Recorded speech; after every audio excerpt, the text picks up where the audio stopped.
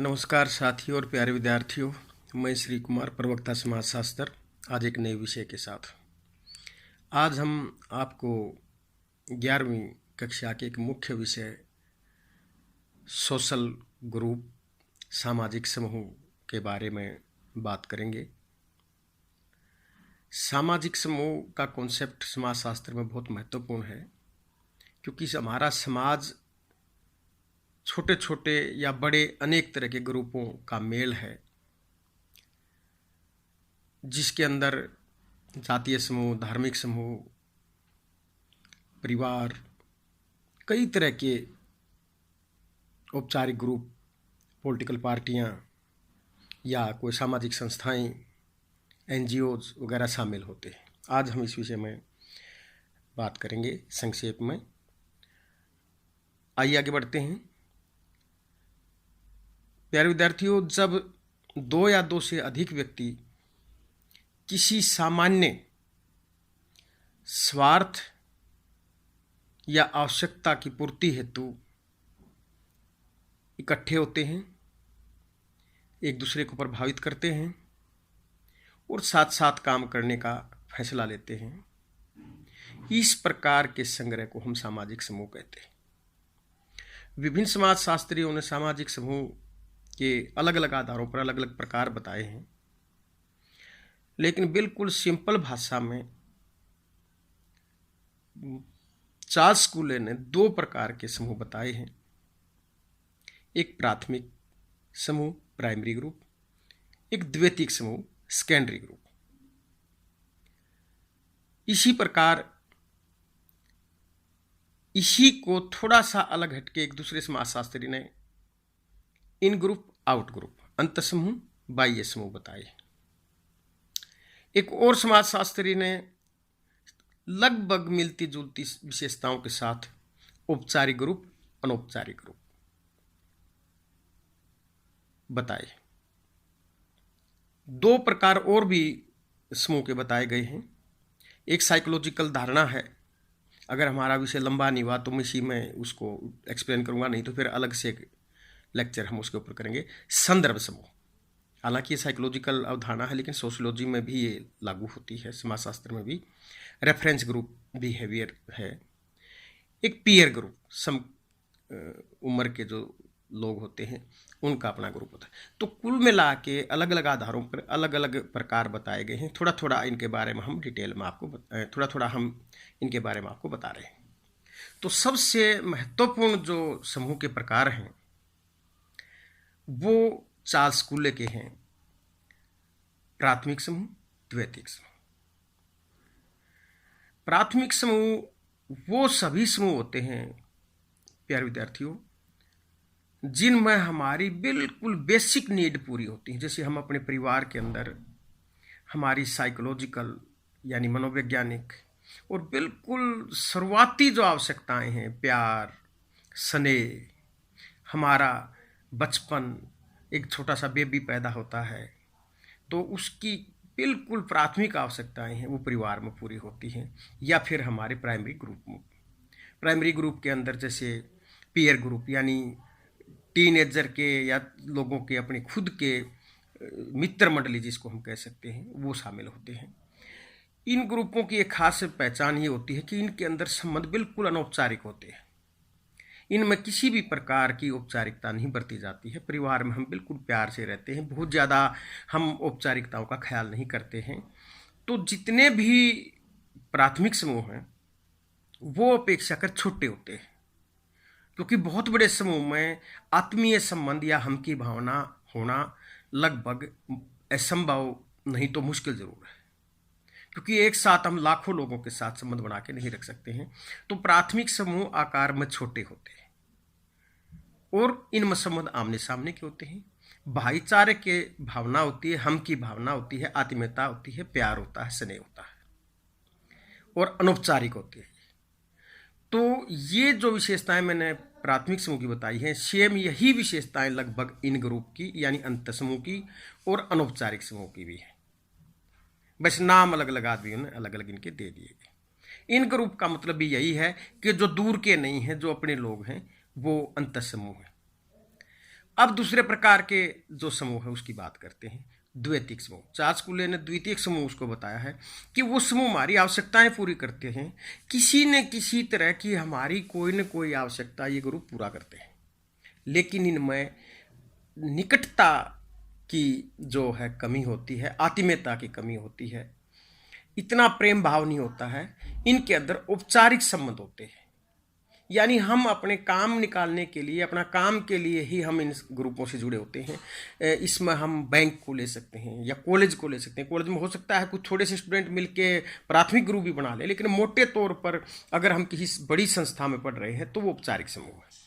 इसी प्रकार मान लो हम किसी खेल के शौकीन हैं और लाखों करोड़ों लोग उस खेल को देख रहे हैं, तो वो भी एक तरह का औपचारिक ग्रुप बनाते हैं, क्योंकि एक गोल होता है तो सभी चिल्लाते हैं अपनी अपनी टीम की तरफ से, तो वो भी औपचारिक है। इसी प्रकार हमें कितनी ही आवश्यकता, हम एक पॉलिटिकल पार्टी के मेंबर सदस्य बन सकते हैं, तो उस पार्टी की उनसे हम सहमत हैं, लेकिन हो सकता है हजारों करोड़ों लोग, आज भारतीय जनता पार्टी या भारतीय कांग्रेस है, नेशनल कांग्रेस है, उसके कितने ही वोटर मिल जाएंगे और वो अपने नेताओं का सम्मान भी करते हैं, लेकिन हो सकता है नहीं, ज़्यादातर होता है कि वो एक दूसरे को जानते तक नहीं।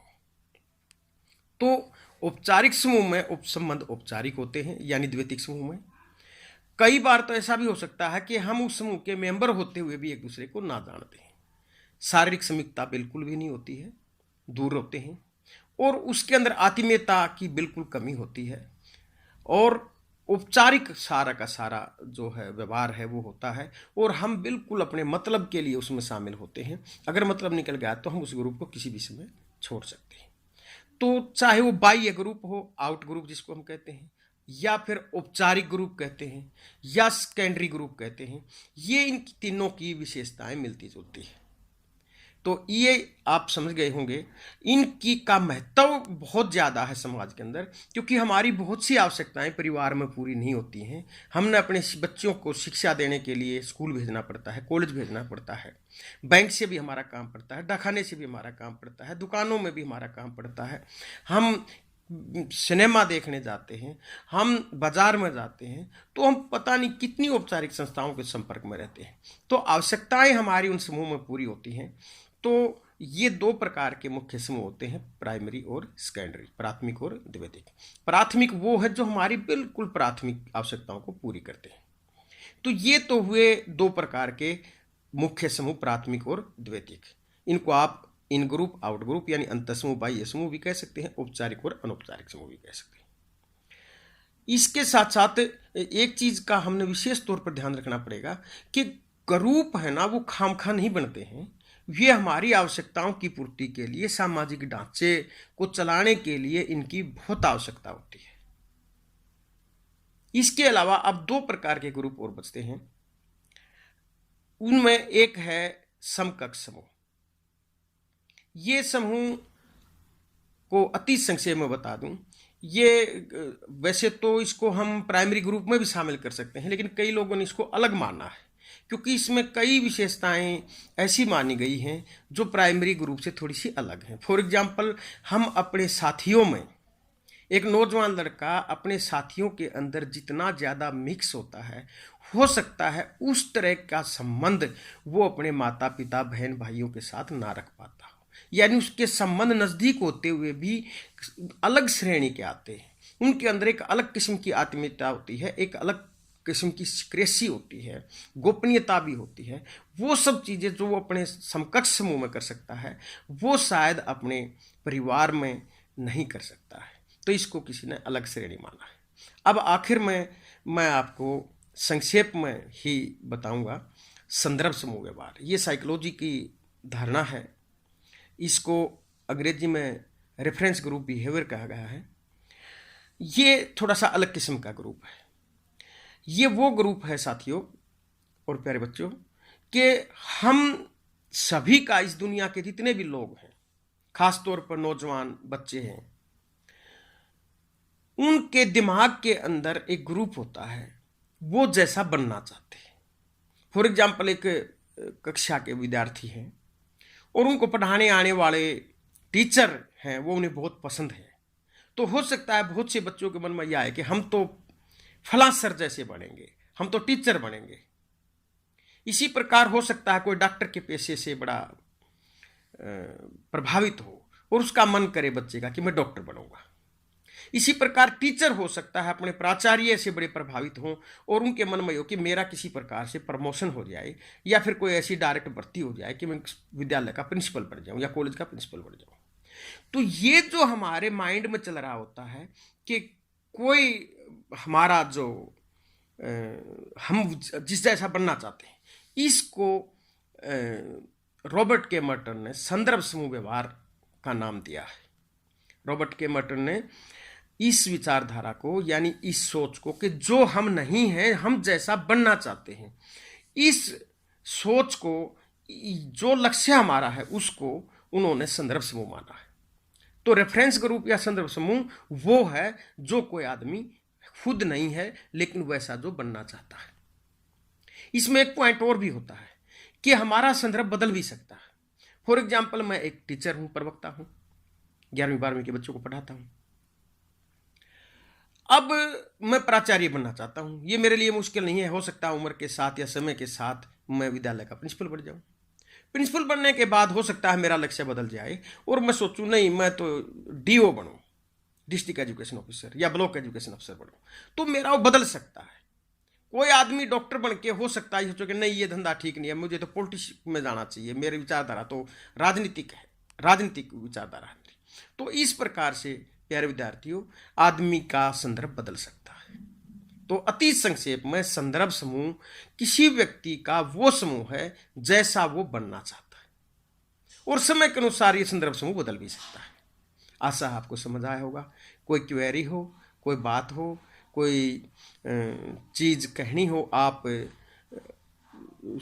कमेंट बॉक्स में जाके कह सकते हैं। कोई सलाह हो आप दे सकते हैं, मैं स्वागत करूंगा। धन्यवाद।